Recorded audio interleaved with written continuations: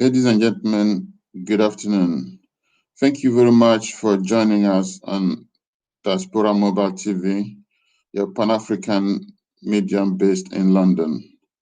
Today, we're going to look at a country which was up to recently considered as a third world country.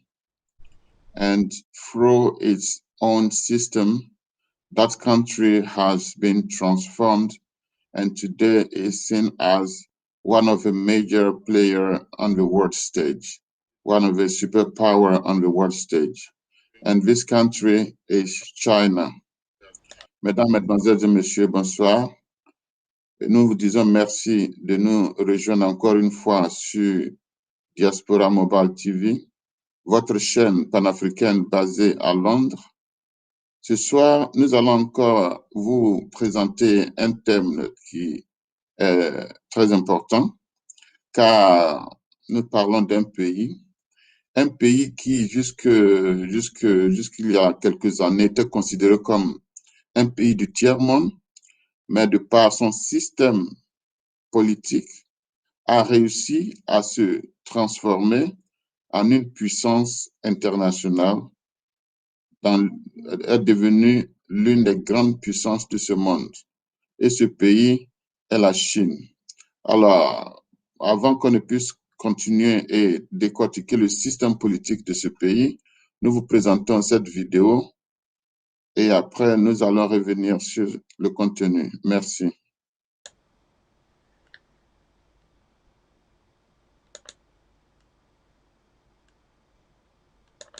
Behind its rise, which is of course important, but China's evolving political change has been somehow ignored by many. In fact, without much fanfare, China has established a system of meritocracy, or what can be described as selection plus election. Competent leaders are selected on the basis of performance and broad support through a vigorous process of screening, opinion surveys, internal evaluations, and various types of elections. This is much in line with the Confucian tradition of meritocracy. After all, China is the first country that invented the civil service examination system, or the Keju system. Today, China practices, not always successfully, but on the whole successful, meritocracy across the whole political strata, criteria based on poverty eradication, job creation, local economic growth, social development, and increasingly, environmental protection are all key criteria for selecting and promoting officials. A good example of this were the profiles of China's new leaders elected at the 19th Party's Congress. 6 of the 7 of the top leaders, members of Standing Committee of Political Bureau, have run provinces or province-level municipalities, many of which, in terms of population or GDP, are equivalent to many nations combined.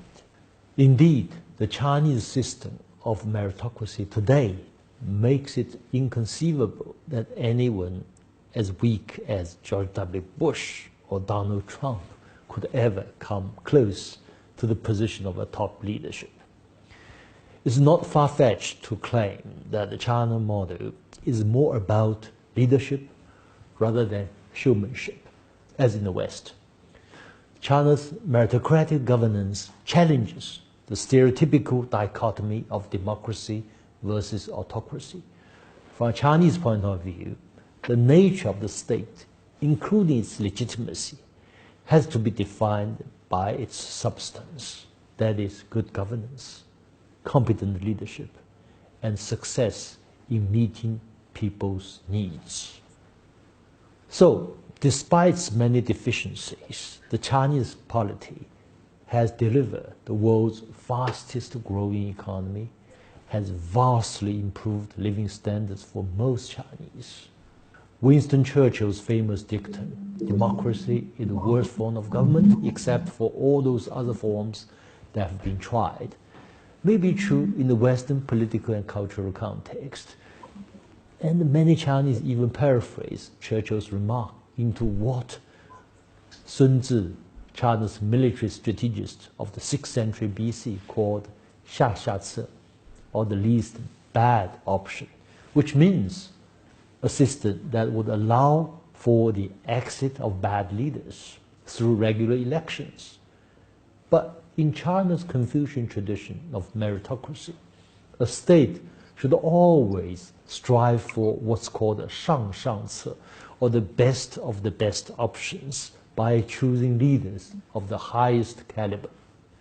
This is by no means easy, but efforts to this end should be ceaseless and continuous. China's political and institutional arrangement and innovation so far have produced a system which has in many ways combined the best option of selecting well-tested, competent leaders and the least bad option of ensuring the exit of the leaders who should exit for all kinds of reasons, through, for instance, a collective leadership or age limits. The China model of selection plus election is by no means perfect. It's still being improved upon. But it's well positioned to compete with the Western model of popular democracy.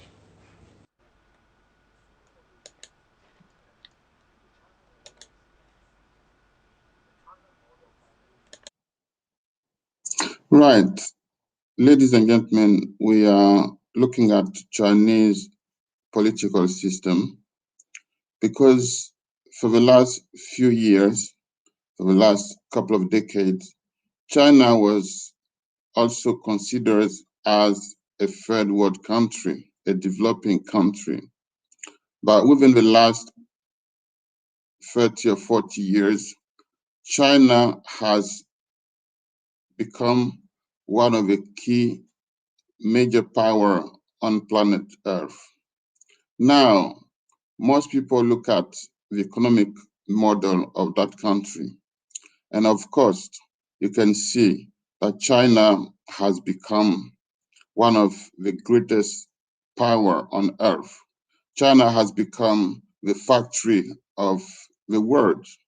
Recently, during this pandemic, most countries were looking up to China to get equipment, to get PPI, to get all the equipment they need for the healthcare workers, on top of the other areas where China produces material.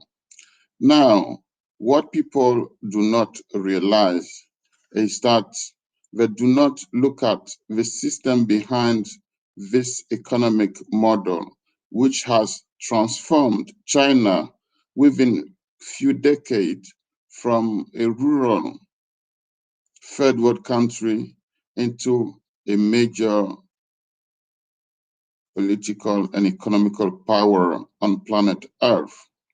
Now, according to Professor Zhang Weiwei from China Institute in Fudan University, we need to look at the thinking, the policies, the system within the Chinese country, within China.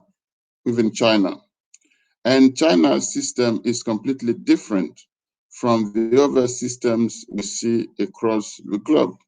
And the reason I'm focusing on the Chinese system is that across Africa, we've been advised, we've been told, we've been informed that democracy is what people need to go through, which was seen as the system which need to be accepted and adopted in our countries in order to make this country move forward.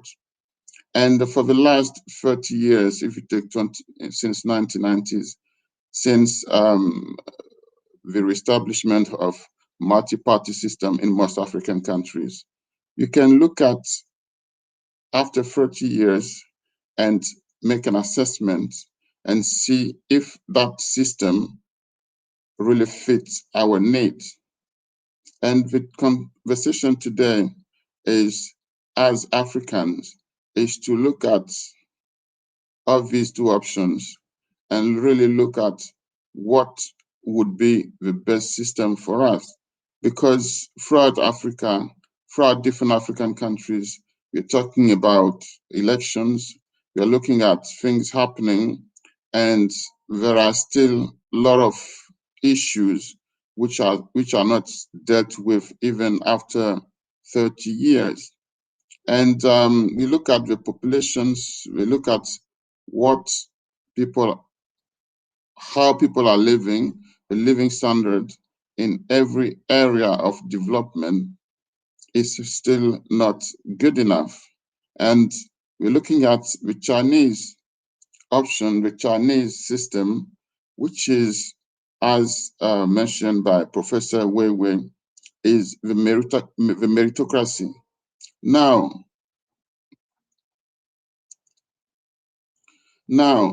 the meritocracy, what is it? It's a system based on selection and also elections. Now, how this is done practically. In fact, only competent leaders are selected, and this selection is based on their performance and also the broad support they have.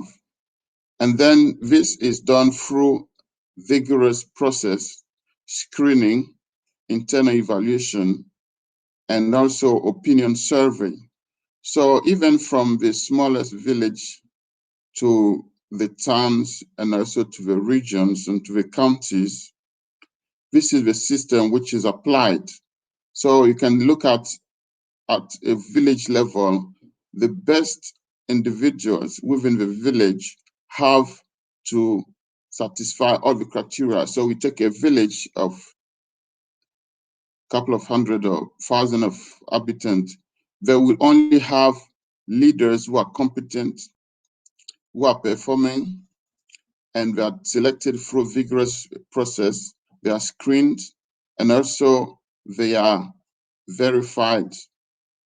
So based on that, every village, every county, every town has competent leaders. And after this selection, then they go through the election of the best leaders. And those are those who are put in power and put in the management of all different sectors in every town and villages across the country, up to the highest level of the country. So when you look at the way they look and they select this system and they select the leader, it is completely different from the way we have been told or we have been informed that leaders need to be selected from the Western philosophy, which is so-called democracy. And as you know, democracy is not just one way fitting all, because if you take in Europe or in America, each country has its own system. But today we're just going to focus on the Chinese ways of doing things, which has made this country a very powerful country and probably is going to be the most powerful country in the couple of years to come. So this is why we Africans, we are looking at these options, and on Diaspora Mobile TV, we are here to raise these issues. We are here to encourage debate, and we are here to raise these concerns so that in African countries, we look again at our political choices and look at the best choice to ensure that the countries, the populations, the living standard can be improved and people can be looked after by the state, be given what they need in terms of education, housing, health, and all the other sectors. Now, Mesdames, Mesdemoiselles et Messieurs, nous vous disons merci de nous, encore une fois, de nous recevoir dans vos salons. Et aujourd'hui, nous avons décidé de voir un système, le système qui est pratiqué en Chine, le système politique pratiqué en Chine, parce que la Chine a un système complètement différent des autres systèmes qu'on nous a présentés jusqu'en ce moment, parce qu'on nous a présenté, surtout nous les pays africains, que la démocratie est la voie du progrès. Mais nous observons depuis ces 30-40 dernières années, la Chine, qui était considérée aussi comme un pays du tiers-monde, est aujourd'hui devenue une puissance internationale, est devenue même la plus grande puissance d'ici, qui deviendra la plus grande puissance planétaire d'ici quelques années. Mais la plupart de la population, la plupart des commentateurs, la plupart du monde parlent de l'économie, de la puissance économique de la Chine, de la transformation de la Chine. La Chine est vue aujourd'hui comme une puissance économique. Mais ce qu'il faut retenir, c'est que cette montée de la Chine s'est faite à partir des réflexions, à partir d'une philosophie, d'une politique qui est complètement différente de la politique pratiquée en Occident. Alors, de quoi s'agit-il? Le système chinois s'appelle la méritocratie. Et oui, vous avez bien entendu, la méritocratie. Il faut mériter. Alors, comment les leaders sont sélectionnés?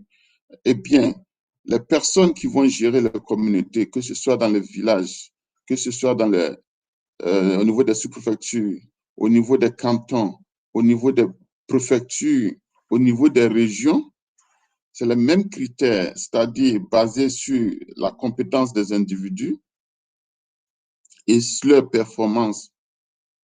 Et également, il y a un processus vigoureux. On fait des évaluations internes et aussi on prend des avis du travail qu'ils font. Et donc, c'est une combinaison de différentes sortes d'évaluations qui amènent l'État à choisir les meilleurs pour gérer une communauté.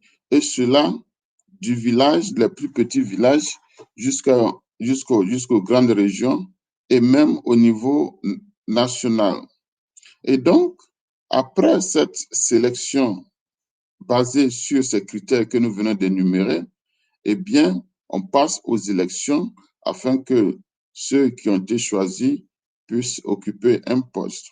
Donc, le système de méritocratie de la Chine est divisé en deux sections, c'est-à-dire on choisit les meilleurs dans tous les domaines et maintenant, à la suite de ce choix, maintenant, on fait des élections.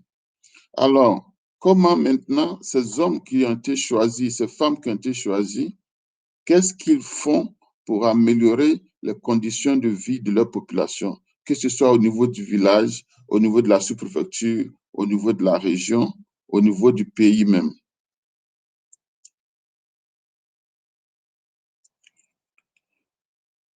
Donc, cette émission, nous la faisons simultanément en anglais et en français afin que ceux qui nous suivent puissent avoir l'information. So, ladies and gentlemen, I'm just going to, again, just summarize the meritocracy system of China, which is based on selection of the best leaders based on the performance, on a vigorous process, on a screening, on internal verification, evaluation, and also opinion survey. And then after the selection of these leaders, there is elections. So it is selection plus elections. Now, when they are appointed, they are voted in office, whether it's at a very low level, like in a village or in a town or in a region, those who are in charge, they have practical tasks to perform. And these practical activities include eradication of poverty, creation of jobs, the growth of local economy, the development of social development, and also including environmental protections. So the selection is done, and then the work will be done, and it will be assessment will carry on throughout the mandate to improve the living standard of the population, create enough jobs, ensure that economic growing, and also socially they are well looked after. So based on the meritocratic system, China has, within the last 20, 30 years, has been transformed. China is today a major leader, a major country, a powerhouse in this world. China is involved in all the activities. Militarily, China is at the top. Economically, China is at the top. Financially, China is at the top. Diplomatically, China is at the top. And you see that through the system, which is completely different from the Western system. China is now a major leader, a powerful country. And who knows, within the next couple of years, China may become the most powerful country on earth. So we are addressing these issues. We are looking at this Chinese meritocracy system because as African, we are looking at how we can learn from others across the globe to ensure that our citizens, our brothers and sisters, living standard can be improved. And China's system has, within less than half a century, transformed the whole country, and the country has become a powerhouse. And we look at statistically, within the last 8 to 10 years, how many millionaires created every year in China. Around in 2012, we have over 1,020,000 millionaires created, and up to last year, 2019, we have 1,580,000 millionaires created. So the country is working hard to uplift all its citizens. Thousands, tens of thousands, or millions of people are being lifted from poverty into a high living standard. And this has been going on for the last 10, 20 years, which is not the same case. This is not the same scenario if you look at in the Western world. So the Chinese system is an impressive system. It's a system which should be looked at by Africans because the system we have in Africa, the system imposed on us after the colonizations, do not fit in our way of doing things. And for the last 60 years, since the independence of our African countries, we haven't really been able to move forward. We take in the 60s, we have countries of Southern Asia, China, South Korea, Vietnam, Thailand. All these countries were at the same level like countries in Africa, including Nigeria, Ghana, Cote d'Ivoire, the Ivory Coast. But through the hard work, look at how well these Southern Asian countries level standard. Look at how they've progressed. If you take South Korea now is one of the biggest country, economically strongest country on earth. If you take Thailand, you can no longer compare all these countries who are at the same level of development with all these African countries I've just mentioned earlier. So there is a need for us after 50 years to look at what's not going right, what needs to be done to ensure that we can, with the immense resources we have in Africa, we can transform and improve the living standard of our citizens. So, mesdames, mesdemoiselles et messieurs, à travers la politique de méritocratie de la Chine, la Chine a, en moins de 5 siècles, 5 décennies, réussi à se transformer d'un pays en voie de développement à un pays très avancé. Et même la Chine est prête à devenir la première puissance du monde. Et comment cela se fait? Mais cela se fait sur des critères bien définis. Au niveau de la sélection, nous avons vu comment les leaders sont sélectionnés à tous les niveaux, que ce soit dans les villages, que ce soit dans les sous-préfectures, au niveau des préfectures, des régions. Maintenant, ces différents leaders en fonction ont un travail de pouvoir éradiquer la pauvreté dans leur région, dans leur village ou dans leur sous-préfecture, par la création d'emplois et par des activités qui permettent à l'économie de s'améliorer. Également, ils adressent les problèmes sociaux et ils accordent des attentions particulières à l'environnement. Et donc, non seulement les leaders sont choisis de façon sont choisis sur des bases bien définies et claires, c'est les meilleurs qui sont choisis et une fois en fonction, ils ont des tâches à accomplir. Et cela, depuis ces 50 années, et les résultats sont là aujourd'hui. La Chine est devenue une puissance planétaire.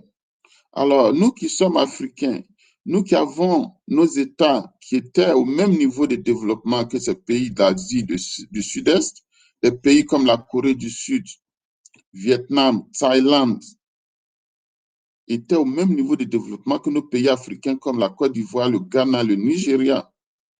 Mais aujourd'hui, en 2021, ces pays d'Asie de l'Est sont tous en avance, sont des pays plus avancés que tous nos pays africains.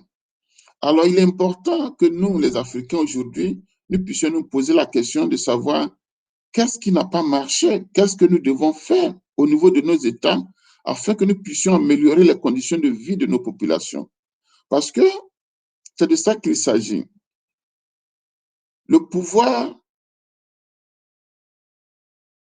il faut l'exercer, mais il faut que la population, le niveau de vie, la vie de la population puisse être améliorée. Et c'est ce que ces pays d'Asie ont réussi à faire, alors que nous, en Afrique, nous demeurons encore au bas de l'échelle. Alors, il est important que nous soyons assez courageux. Nous nous regardons en face, malgré nos immenses ressources. Pourquoi nous sommes toujours au bas de l'échelle? Cette mentalité des Africains qui se plaisent à tendre la main pour recevoir, il faudra que tout cela soit revu et que nous puissions produire tout ce dont nous avons besoin chez nous, à commencer par la nourriture. Nous avons les terres cultivables, nous avons des saisons qui sont favorables à l'agriculture, mais malheureusement, 50 ans après, des pays comme la Côte d'Ivoire importent plus d'1 million de tonnes de riz par an, ce qui n'est pas correct. Et cela se vérifie dans d'autres pays africains. Alors, notre causerie, notre émission de ce soir se concentre sur ces problèmes politiques, sur ces visions politiques qui ne permettent pas à nos États africains d'avancer. Et c'est pour cela que nous prenons un exemple concret de la Chine, qui aujourd'hui est passée d'un pays du tiers-monde à une puissance planétaire. Alors, le but de cet exercice, de cette émission, est de pouvoir conscientiser nos responsables, de pouvoir conscientiser tous ceux qui veulent que l'Afrique progresse, afin que nous puissions regarder en nous-mêmes, regarder en nos systèmes, pourquoi nous n'avançons pas, pourquoi nous régressons. Et donc, nous pouvons faire des analyses concrètes et voir quelles actions mener afin que nous puissions redresser cela. Parce que il n'y a que nous-mêmes qui devons faire ce travail-là. Il faut avoir le courage et la volonté d'entreprendre ces activités afin que les générations futures puissent vivre de façon plus décente. Surtout que nous avons, par la grâce de Dieu, toutes les ressources dont nous avons besoin. Alors, mesdames, mesdemoiselles, messieurs, we carry on with our debates, our show, and we look at the system in the West and the system in China, which is different. The system in the West is, as you can see, we look at the leaders in the West, they look like it's a showmanship. And in China, we look at leadership, which is completely different. So the meritocracy has a philosophy, has the view which is completely different, because they looked at how the country, how the living standard can be, of the population can be improved. And so far, China has been able to improve. I mean, the rise of China is very impressive. We looked at good governance, competent leaderships, and especially success in meeting the people's needs. And as you know, China, in every year, China has been making more millionaires than any other country in the world. More and more people have a living standard improved, not only few, but we're talking about 10 or 100,000 and even millions of Chinese are becoming more, moving from poor situation to middle class. Some are moving from middle class for high position, high class. So we would like to look at these choices and, as Africans, raise that debate. Raise that debate in order for us as Africans to look at the really best way forward.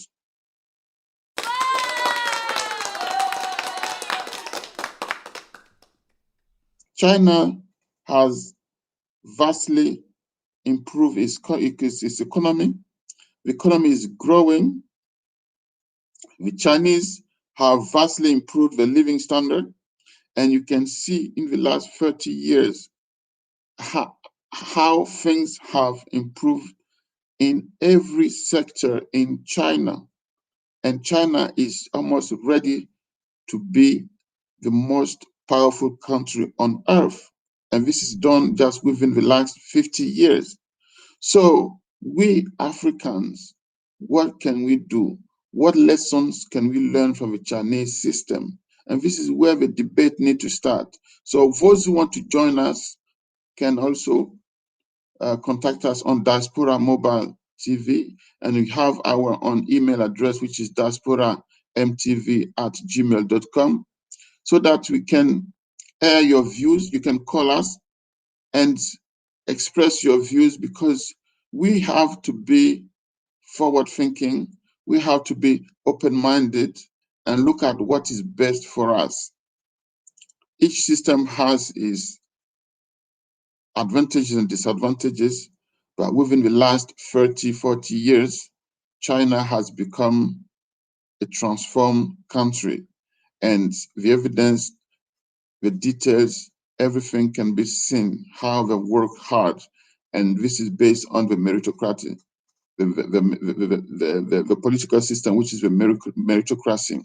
So to summarize, to complete that, to conclude, we would look at a couple of things we need to implement in Africa, and we need to have Africans looking at issues in an open-minded way.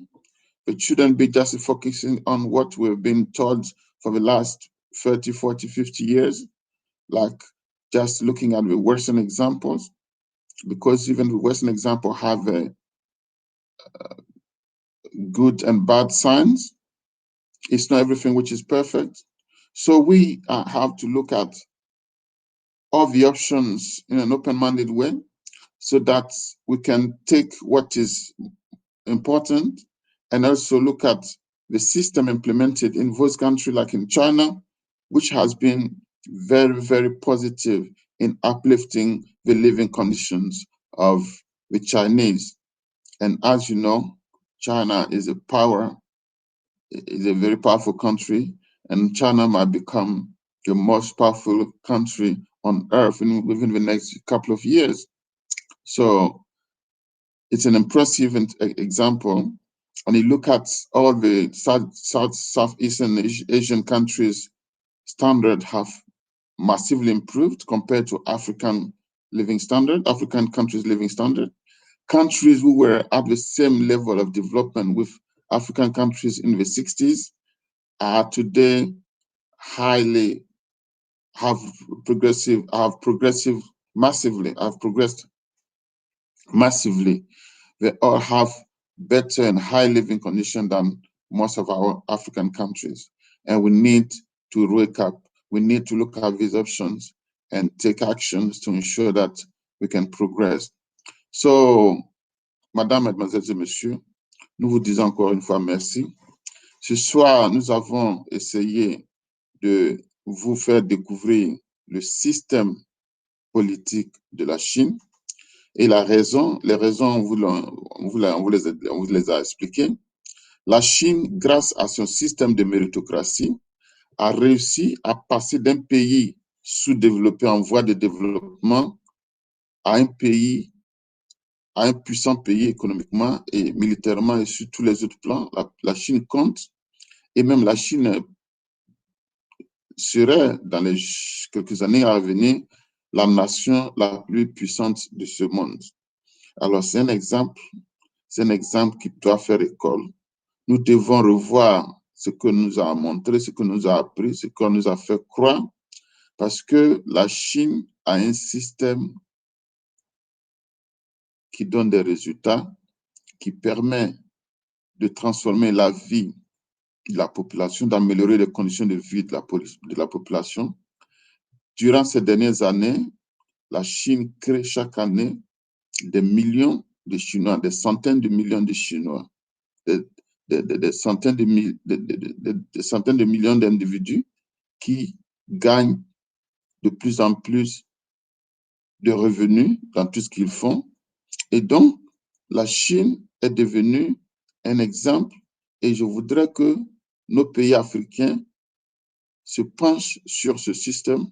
C'est vrai qu'on nous a chanté la démocratie, mais 30 ans après le multipartisme des années 90, nous voyons que chacun peut faire ses analyses et voir que le progrès n'est pas assez intéressant dans tous nos pays africains. Nous sommes encore à la traînée. Nous voyons des pays africains courir derrière les banques européennes ou américaines pour des prêts, alors que nous devrions, avec toutes les ressources que nous avons, nous devrions avoir un mécanisme en Afrique qui pourrait nous permettre d'être indépendants financièrement, afin que tous nos projets, nous puissions les financer, afin que nous puissions financer, que ce soit les projets d'éducation, de recherche, d'infrastructure, parce que tout ça concourt au développement d'un pays, au développement de notre pays. Et encore une fois, nous voulons que les Africains travaillent de plus en plus en commun. Nous voulons que les États travaillent de façon main dans la coopération. Nous voulons que les barrières tombent, parce que ces barrières ont été créées par l'Occident pour nous exploiter. Vous vous rappelez de la conférence de Berlin en 1884-1885. Ils nous ont dépecé, ces États, l'Afrique, pour faire de petits États, et ils sont capables de créer des problèmes dans différents pays. Étant divisés, nous n'avons pas la force, nous n'avons pas la puissance, mais si nous sommes réunis, nous sommes unifiés, nous serons encore plus forts et notre voix portera encore plus. Alors, nous vous disons merci pour pour votre fidélité. Et sur Diaspora TV, les débats continuent et nous vous demandons de continuer à nous envoyer vos remarques, vos questions, et nous serons toujours prêts à vous apporter des solutions, des réponses.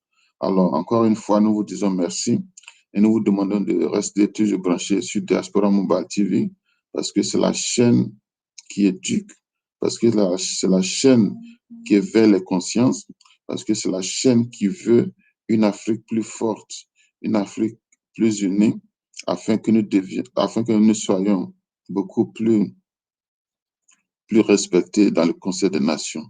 Nous vous disons merci et à très bientôt. Au revoir.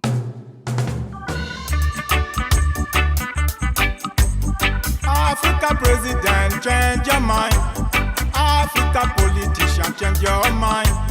Africa military, change your mind. Africa policeman, change your mind. Change your mind, change your mind, change your mind. Change your mind, I say, change your mind. Africa has everything, but live in poverty. Africa has everything.